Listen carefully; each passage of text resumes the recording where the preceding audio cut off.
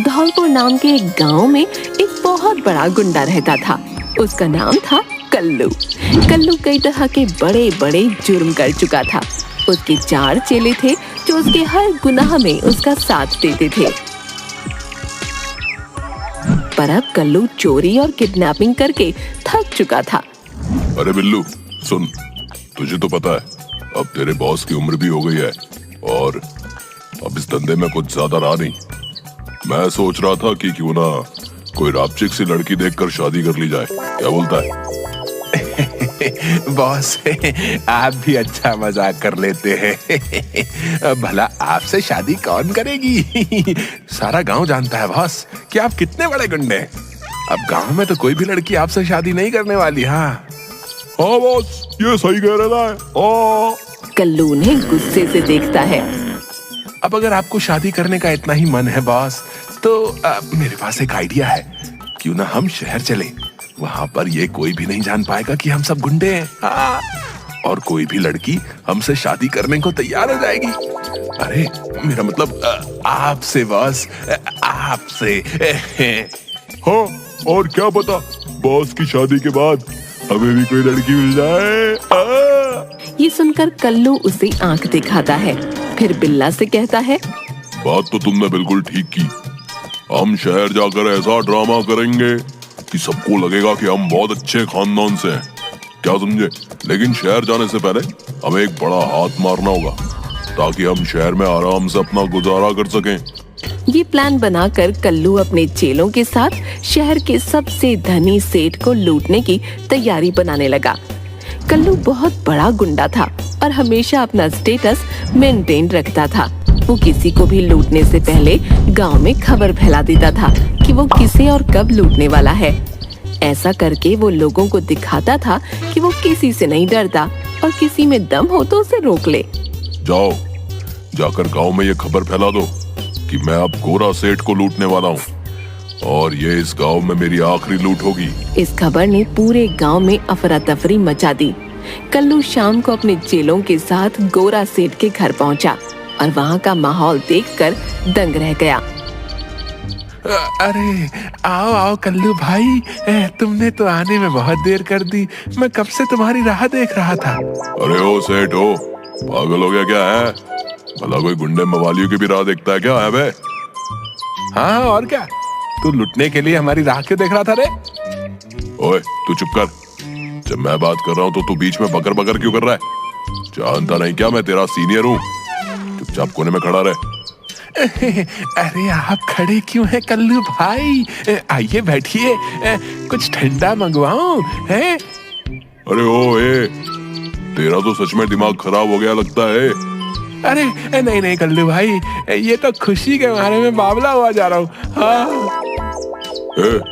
किस बात की खुशी रहे तुझे? हैं? मैं तुझे लूटने आ रहा है? अरे यही तो खुशी की बात है कल्लू भाई। मैं साल भर इतनी मेहनत से पैसे कमाता हूँ और साल खत्म होते ही तुम आते हो और मुझसे सब कुछ लूट कर ले जाते हो।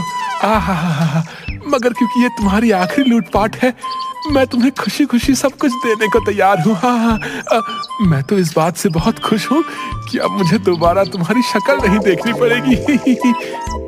अजीब पागल आदमी है बे, हैं? लूटने पर खुश हो रहा है?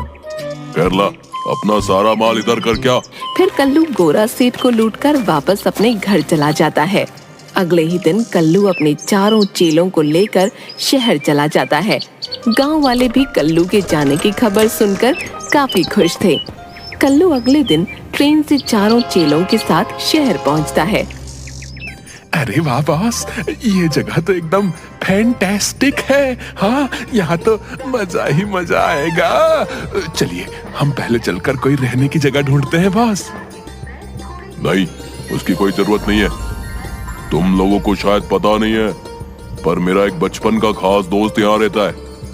वो बस हमें लेने को आता ही होगा। तभी कल्लू के बचपन का दोस्त पिंकू उसे लेने स्टेशन पहुंचा। वो सब पिंकू के घर जाते हैं। कल्लू पिंकू को सब कुछ बताता है कि वो लोग सब गलत काम कुछ समय के लिए छोड़कर यहाँ आए हैं और कल्लू अपने लिए लड़की ढूंढ रहा है। इसके लिए हमें थोड़ी सी मेहनत करनी होगी। हाँ हाँ पिंकू, मैं कुछ भी करने को तैयार हूँ, बस तुम मेरे लिए लड़की ढूंढ दो। हाँ तो कल्लू, तुम मेरी बात ध्यान से सुनो। कल्लू और उसके चारों चेले ध्यान से पिंकू की बात सुनते हैं। देखो, मेरी नजर में एक बहुत अच्छी लड़की है। मेरे घर के सामने एक घर है और वहां एक लड़की रहती है। उसका नाम कविता है। वो अकेले रहती है और वो एक टीचर है। पर दिक्कत यही है कि वो थोड़ा मॉडर्न टाइप की है और तुम ठहरे एक गुंडे। अब मेरे ख्याल से तुम्हें थोड़ी सी अंग्रेजी सीख लेनी चाहिए और खुद को पूरी तरह से चेंज कर लेना चाहिए, अपने कपड़े से लेकर अपने बालों तक। और तुम्हें उससे ये छुपाना होगा कि तुम गुंडे हो, समझे? बाकी तो सब ठीक है पिंकू, पर भला अपन को उससे ये काय को छुपाना होगा कि मैं एक गुंडा हूँ? क्या ये गलत नहीं होगा क्या है? अरे यार कल्लू, अगर तुम उसे जाकर ये कहोगे कि तुम गुंडे हो और गांव से आए हो, तब तो शायद वो तुमसे कभी शादी ही नहीं करेगी। समझ नहीं रहे हो तुम? एक बार तुम दोनों की शादी हो जाए, बस फिर उसे बता देना कि ये सब झूठ था, है कि नहीं? कल्लू को ये सब गलत तो लगता है, पर उसके चेलों और पिंकू के बार बार कहने पर वो मान जाता है। अगले दिन कल्लू के चेले उसे लेकर एक बार्बर के यहाँ जाते हैं और उसको नए कपड़े खरीद कर देते हैं। शाम को जब कल्लू घर आता है और पिंकू उसे देखता है, कल्लू अपने बाल मॉडर्न स्टाइल में कटा चुका था और उसने शर्ट पैंट पहन रखी थी। तब पिंकू, अरे वाह कल्लू, ये तो कमाल ही हो गया है। जैसा मैंने कहा था तुमने ठीक वैसा ही किया। अब लग रहा है ना तुम गांव के गोरे, अरे मेरा मतलब है कि शहर के गोरे। हाँ। अगले ही दिन पिंकू एक इंग्लिश ट्यूशन टीचर को घर बुला लेता है और उससे कल्लू को कुछ इंग्लिश के 2-4 बातें सिखाने को जल्द से जल्द बोलता है। चलो कल्लू, बताओ, how are you? Me no when you okay. ये सुनकर वहाँ बैठे पिंकू और कल्लू के बाकी चेले जोर जोर से हंसने लगते हैं। वाह उस्ताद वाह, क्या अंग्रेजी बोली आपने, वाह वाह। इसको सुनकर तो अंग्रेज भी शर्मा जाएंगे। हाँ।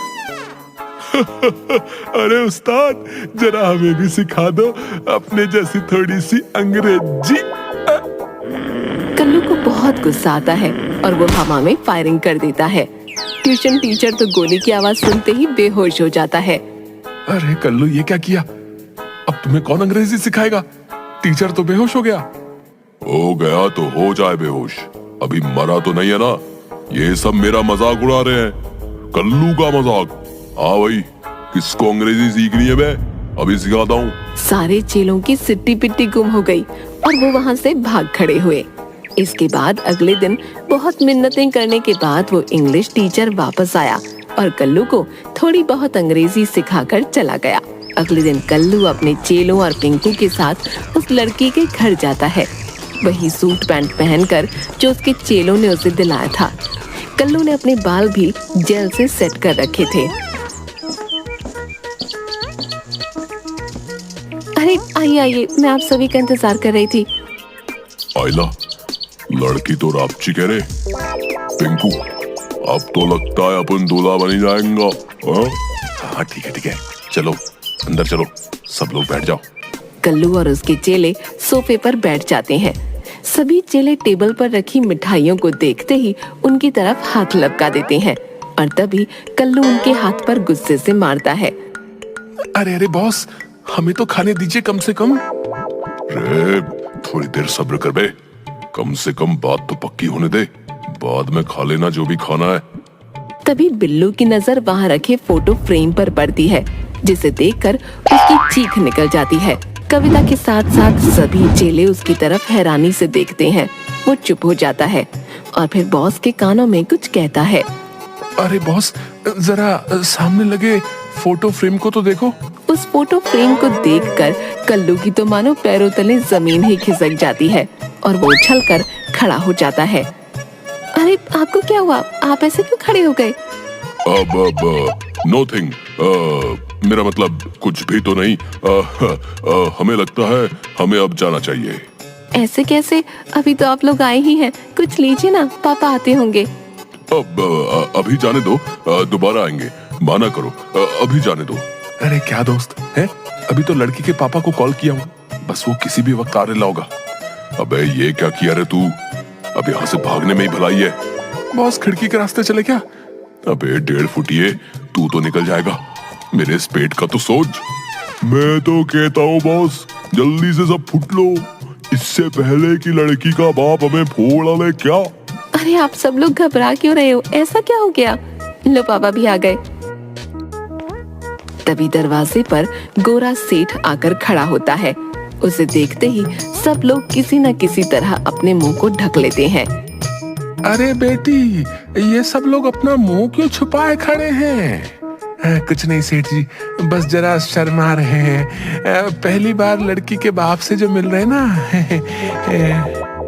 और कुछ खाया तक नहीं अभी। अरे सेठ, हमें यहाँ से जाने दो, मुझे कोई शादी नहीं करनी है। ये आवाज तो जानी पहचानी सी लग रही है। कल्लू, तू और मेरी कविता का रिश्ता मांगने आया है? अरे नहीं सेठ, वो अबे चलो बे।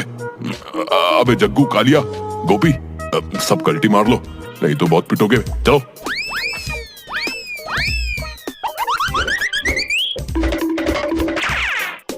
अरे पकड़ो इन्हें, पकड़ो पकड़ो, गुंडे चोर लफंगे कहीं के। सब लोग भागकर सड़क किनारे पहुंच जाते हैं। अरे बाप रे बाप, आज तो बाल बाल बचे। ए पिंकू, तू बिना सोचे समझे कहीं भी बात कर लेता है, मरवाएगा कभी हमें। अरे यार है तू मेरा, टेंशन नहीं लेने का। अभी मेरे पास एक और रिश्ता है तेरे लिए। एक और रिश्ता? नहीं। ये सुनकर सब लोग मिलकर पिंकू की धुलाई करना शुरू कर देते हैं।